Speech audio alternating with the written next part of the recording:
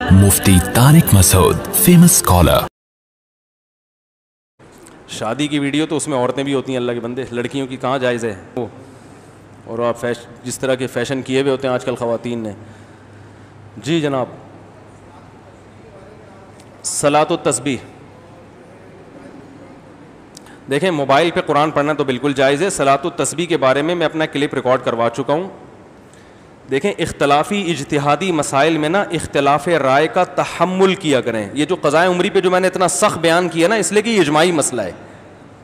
لیکن جس مسئلے میں علماء کا پہلے سے اختلاف ہو، رفع الیدین کا مسئلہ، امام کے پیچھے فاتحہ کا مسئلہ، اسی طرح شب برات کا مسئلہ، اس میں رات کو فیصلے ہوتے نہیں ہوتے، اور رات کا فیصلہ والا تو وہ بالکل ہی وہ ایسے ہی قول ہے، یعنی کچھ چیزیں اس میں بھی اختلافی ہیں نا. تو جو اختلافی مسائل ہوتے ہیں اس میں اگر ایک عالم اپنی رائے بیان کر رہا ہے تو آپ بے شک اس کی رائے سے اتفاق نہ کریں. کیا ہو گیا بھائی؟ اس کی رائے سے آپ بے شک اتفاق نہ کریں، لیکن اس پہ طنز کرنے کی آپ کو اجازت نہیں. اسی کے بارے میں نے کلپ ریکارڈ کروایا تھا کہ صلاۃ و تسبیح پر جتنی بھی حدیثیں ہیں وہ سب ضعیف ہیں. سمجھ رہے ہیں؟ وہ سب کیا ہیں؟ بہت ضعیف ہیں، لیکن کثرت سے ہیں. اس وجہ سے جمہور علماء ان کی کثرت کو دیکھ کر صلاۃ و تسبیح کے سنت ہونے کے قائل ہیں کہ بھئی اتنی کثرت سے ہیں. جو ضعیف حدیثیں کثرت سے ہوں تو درجہ حسن تک پہنچ جاتی ہیں. بات سمجھ میں آ رہی ہے؟ نہیں آ رہی؟ اور حسن حدیث بھی قابل قبول ہوتی ہے. تو اصول حدیث کے لحاظ سے بہت سے علماء نے فتویٰ یہ دیا، جن میں حنفی بھی ہیں. علامہ ابن عابدین جو فقہ حنفی کے بہت مشہور مفتی ہیں، محقق ہیں، ان کا بھی یہی قول ہے. اور فتاوی شامیہ میں جس پہ فقہ حنفی میں اکثر فتویٰ اسی پہ دیا جاتا ہے، اس میں بھی ہے کہ صلاۃ و تسبیح پڑھنا کیا ہے؟ سنت ہے. تو ہمارے مدارس میں یہی قول اختیار کیا جاتا ہے کہ سنت ہے. لیکن بعض علماء ایک دوسری رائے بھی رکھتے ہیں. وہ یہ کہتے ہیں کہ ٹھیک ہے، یہ اصول بذات خود تو ٹھیک ہے کہ ضعیف حدیثیں جب کثرت سے ہوتی ہیں تو حسن تک پہنچ جاتی ہیں، لیکن وہ ایک اور بات کہتے ہیں کہ اس نماز کی جو کیفیت ہے، جو طریقہ نماز کا ثابت ہوتا ہے، نبی سے جو تواتر کے ساتھ جو نمازیں منقول ہیں یہ ان سے ٹکرا رہی ہے. یعنی بعض دفعہ کمزور دلیل کو بھی لے لیا جاتا ہے، لیکن اگر وہ کمزور دلیل متواتر دلیل کے اگینسٹ ہو رہی ہے تو پھر اس کو نہیں لیا جاتا. اور خاص طور پر جو امام ابو حنیفہ اس بارے میں بہت زیادہ سخت ہیں. وہ کہتے ہیں قرآن مجید کی آیت متواتر ہے، اسی طرح کوئی حدیث متواتر ہو تو اس کے مقابلے میں اگر خبر واحد بھی آ جائے گی نا، چاہے وہ صحیح ہو، تو وہ اس کو بھی رد کر دیتے ہیں. وہ کہتے ہیں 100% یقینی چیز کی وجہ سے وہ چیز کو نہیں چھوڑا جا سکتا. یعنی ایک چیز جو 100% یقینی نہیں ہے، اس کی وجہ سے اس چیز کو نہیں چھوڑا جا سکتا جو 100% یقینی ہو. اس کی بہت مثالیں ملتی ہیں. حدیث میں آتا ہے کہ البکر بالبکری جلد مئۃ و تغریب عام. کنوارا مرد اور عورت جب زنا کرے تو 100 کوڑے لگاؤ اور 1 سال کے لیے جلا وطن کرو. بالکل صحیح حدیث ہے، بخاری کی حدیث ہے. لیکن امام حنیفہ نے اس حدیث کو کے ظاہر کو نہیں لیا. اب لوگ اعتراض کرتے ہیں امام صاحب نے بخاری کی حدیث چھوڑ دی، یہ اتنی صحیح حدیث چھوڑ دی. بھائی اس لیے چھوڑ دی ہے کہ یہ قرآن کے کیا ہے؟ اگینسٹ ہے. قرآن میں جو زانی کی سزا بیان کی جا رہی ہے وہ یہ ہے کہ الزانیۃ والزانی فاجلدوا کل واحد منہما 100 جلدہ. زنا کرنے والے مرد اور عورت کو 100 کوڑے لگاؤ.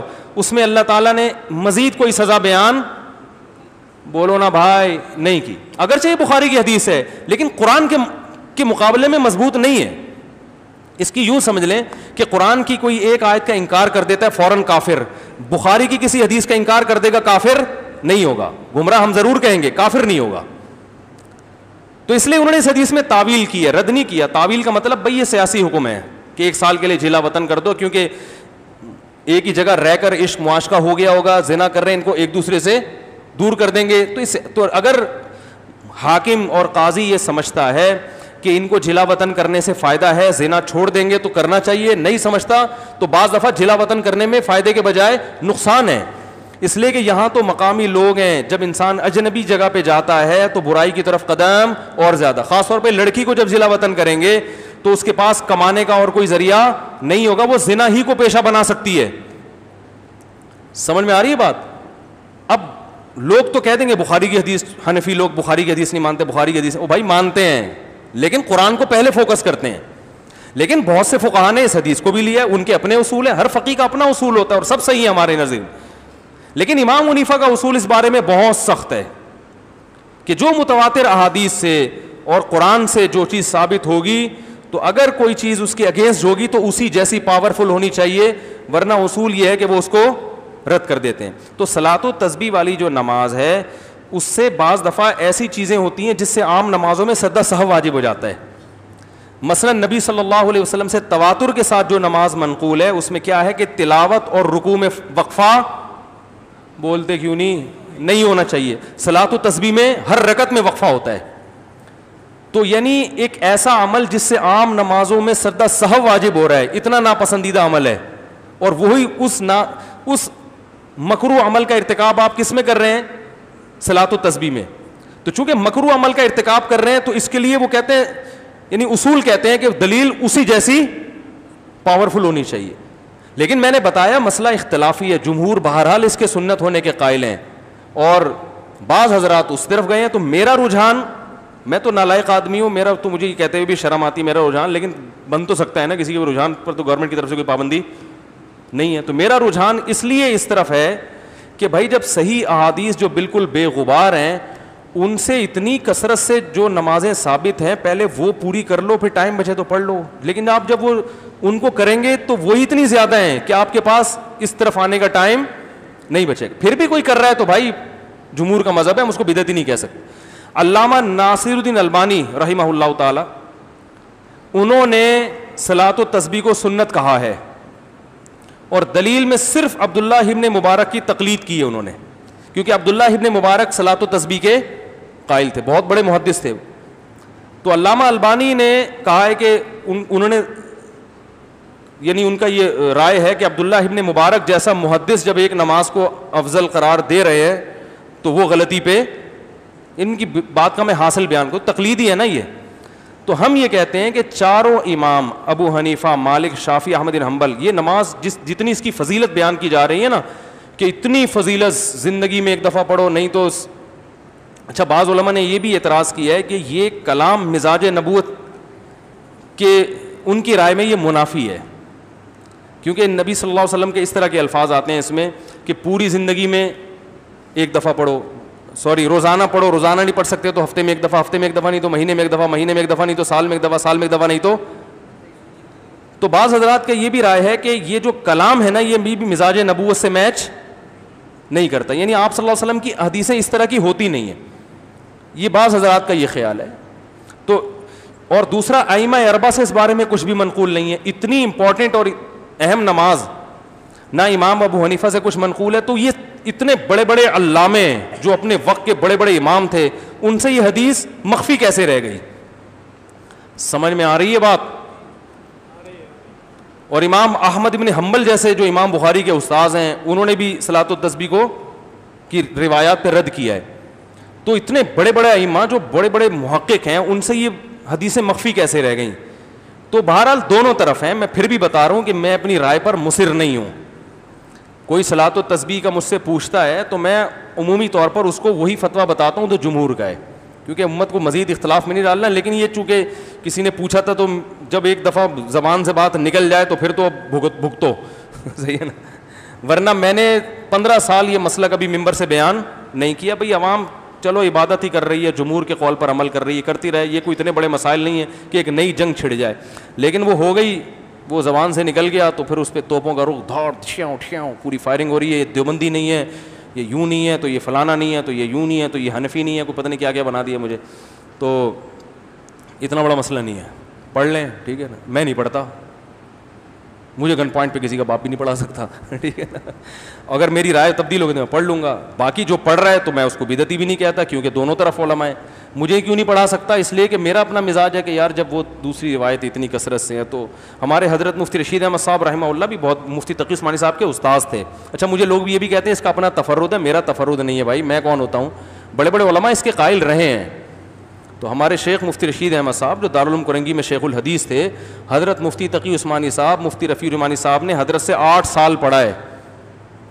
وہ خود بہت بڑے عالم تھے, ان کی بھی یہی رائے تھی کہ وہ بھی صلاۃ و تسبیح کے قائل بولو بھائی نہیں تھے.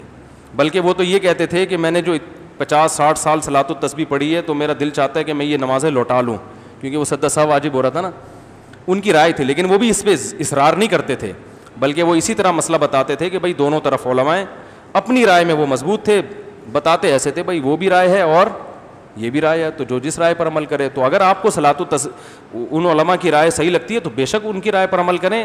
صلاۃ التسبیح پڑھنے والے کو بدعتی نہیں کہا جائے گا, سمجھ رہے ہیں. لیکن میرا بھی اتنا لمبا ریکارڈ کرانے کا مقصد یہ تھا کہ آپ جس رائے پر بھی عمل کریں, اللہ کا واسطہ رائے کے اختلاف کی برداشت کی قوت پیدا کریں اپنے اندر. یہ نہیں کہ آپ کی رائے کے خلاف اگر کوئی جا رہا ہے تو توپ سے اس کو اڑا دیں, آپ کسی کام کا چھوڑیں ہی نہیں, آپ اس کے بیان مت سنو, یہ تو الگ ہی نیا فرقہ لے کے آ رہا ہے. کوئی نیا فرقہ نہیں ہے, یہ اختلاف چلتے رہتے ہیں ہمیشہ سے. ابن تیمیہ رحمہ اللہ بھی قائل نہیں تھے, وہ ٹھیک ہے وہ بہت ساری چیزوں کے قائل نہیں تھے جو بالکل, بعض چیزیں تو ایسی جو اجماع سے بھی ہٹ کر ہیں, لیکن بہرحال وہ ایک بڑے عالم تھے وہ بھی. تو اس لیے چلتا ہے مارکیٹ میں. کیا ہے ہمارا مسئلہ, خدا کی قسم یہ نہیں ہے کہ کسی سے دلیل میں غلطی ہو جائے. ہمارا مسئلہ یہ ہے کہ ہماری قوم میں رائے کے اختلاف کو برداشت کرنے کی طاقت. ہمارا مسئلہ رفع الیدین کا نہیں ہے. صحابہ میں رفع الیدین والے بھی تھے, رفع الیدین نہ کرنے والے بھی, لیکن پھڈے بازی بولو بھائی نہیں تھی. تو ہمارا جو مسئلہ ہے نا کہ بس میری رائے پہ اڑ جائے کہ میں ہی صحیح ہوں, باقی سارے کیا ہیں غلط ہیں. تو نہ میں صلاۃ التسبیح پڑھنے والوں کے بارے میں ایسی رائے رکھتا ہوں, تو نہ آپ میرے بارے میں ایسی رائے کہ زیادہ زیادہ. ہمارے حضرت بعض دفعہ یہ بھی کہتے تھے کہ جب کوئی, اچھا یہ بھی یاد رکھیں تقلید مجتہد کی ہوتی ہے, مجتہد کے علاوہ کسی اور کی تقلید نہیں ہوتی کہ کسی نے بھی کچھ بھی لکھ دیا. امام و حنیفہ اور یہ جو امام شافعی, تو ان کی تو اس لیے ہوتی ہے کہ یہ بہت بڑے محقق تھے, یہ تو ہماری سوچ سے بہت ہوئے, انہوں نے تابعین تبع تابعین کا دور دیکھا ہے. ان میں غلطی تو ان سے بھی ہو سکتی ہے, لیکن ان میں غلطی کا امکان ہم میں جتنا امکان ہے نا اس سے کم ہے, ہم میں غلطی کا امکان زیادہ ہے. مجھے ایک صاحب کہنے لگے کہ یار امام حنیفہ سے غلطی نہیں ہو سکتی. میں نے کہا ہو سکتی ہے, لیکن آپ کی جو تحقیق ہے نا اس میں غلطی کا امکان امام حنیفہ کی تحقیق سے غلطی کے امکان سے زیادہ ہے. 100% تو اجتہادی مسائل میں کوئی بھی رائے قائم نہیں کی جا سکتی کہ کون صحیح ہے کون غلط ہے, امکان ہی کی بیس پہ چل رہا ہے کہ کس میں امکان زیادہ ہے کس میں. میں نے کہا ان میں کم ہے, آپ میں زیادہ ہے. تو امام حنیفہ کے بعد جو لوگ ہیں, تو پھر کوئی جو مفتی ہو جو خود تحقیق کر سکتا ہو, اس کے لیے پھر ہر ایک کے قول کو بالکل ہی جو ہے نا وہ, تبھی ایسا ہوتا ہے. بہت سارے اقوال ہیں شامیہ میں ہیں جن پہ فتویٰ نہیں دیا جاتا, تو یہ چلتا ہے مارکیٹ میں, سب چلتا ہے. تو اس میں زیادہ ٹینشن لینے کا نہیں ہے. بولے یہ بھی ٹھیک ہے, اور زیادہ زیادہ بول دیں مفتی صاحب کا تفرد ہے. کیا بول دیں, بولے صاحب کہ اپنی مفتی صاحب کبھی کبھی سٹیا جاتے ہیں. یہ کمنٹ کر لیں یار مفتی صاحب بہت اچھے ہیں, بہت اچھا بیان کرتے ہیں, کبھی کبھار پٹری سے اتر جاتے ہیں. اتنا لکھ دیں تو بھی مجھے کوئی تکلیف نہیں ہوگی. اس دفعہ صلاۃ التسبیح کے معاملے میں مفتی صاحب پٹری سے اتر گئے ہیں, بس اتنا بول دیں چلے گا. بھائی کوئی بھی پٹری سے کسی بھی وقت ٹرینیں اترتی ہیں, ہمارے جہاز اتر جاتے ہیں. اترنا رن وے پر ہوتا ہے, بنگلے میں جا کے اترتے ہیں. تو مفتی صاحب نہیں پٹری سے اتر سکتے, تو بول دیں بھائی پٹری سے اتر گئے. لیکن یہ کہ یہ اسلام سے ہی خارج ہو گئے ہیں اور یہ اہل سنت سے خارج ہو گیا ہے, یہ تو پاگل ہو گیا ہے, اس کا تو دماغ خراب ہو گیا ہے, یہ پھر تھوڑا, یہ آپ پٹری سے یہ آپ پٹری سے اتر گئے, مفتی صاحب نہیں اترے. پھر اللہ تعالیٰ سمجھنے کی عمل کی توفیق عطا فرمائے. چلے جائیں بھائی, بہت ہو گیا.